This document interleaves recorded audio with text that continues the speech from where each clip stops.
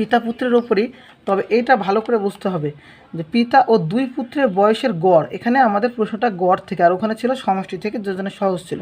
এই প্রশ্নটাকে ভালোভাবে বুঝলে সমাধানটা করা যায়। এখানে পিতা এবং দুই পুত্র, এখানে বলতে পিতা আর দুই পুত্র কয়জন আছে? এখানে 3 জন লোক। কয়জন আছে এখানে? 3 জন। গড় দেওয়া হয়েছে 30 বছর। দুই পুত্রের বয়সের সমষ্টি দেওয়া হয়েছে 40 বছর, হলে পিতার বয়স কত? তাহলে এখানে আমরা গড়ের একটা সূত্র জানি। গড় সমান কি সূত্র জানি? সমষ্টি ভাগ সংখ্যা। সমষ্টি ভাগ সংখ্যা, বা সংখ্যা না বলে জন বলতে পারি, ওকে, একই কথা। তাহলে এখানে গড় দেওয়া হয়েছে 30 বছর। আমরা এখানে কি লিখতে পারি? গড় সমান পিতা ও দুই পুত্রের বয়সের সমষ্টিকে আমরা শুধু সমষ্টি লিখলাম, আর নিচে জন লিখলাম, কত জন, ওকে। তাহলে এখানে গড় দেওয়া হয়েছে আমাদের কত বছর? 30। গড় 30 বছর, সমষ্টি আমাদের বের করতে হবে, আর নিচে জন। জন বলতে কতজন? পিতা আর দুই পুত্র মিলে 3 জন।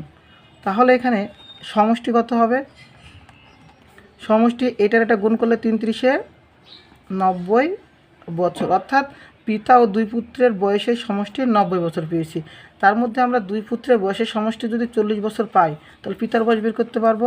তাহলে পিতার বয়স কি হবে? পিতার বয়স সমান এই সমষ্টি থেকে দুই পুত্রের বয়সের সমষ্টি বাদ দিব, তাহলে যেটা হবে সেটা পিতার বয়স। তাহলে কত হচ্ছে? 90 থেকে 40 বাদ দিলে 50 বছর।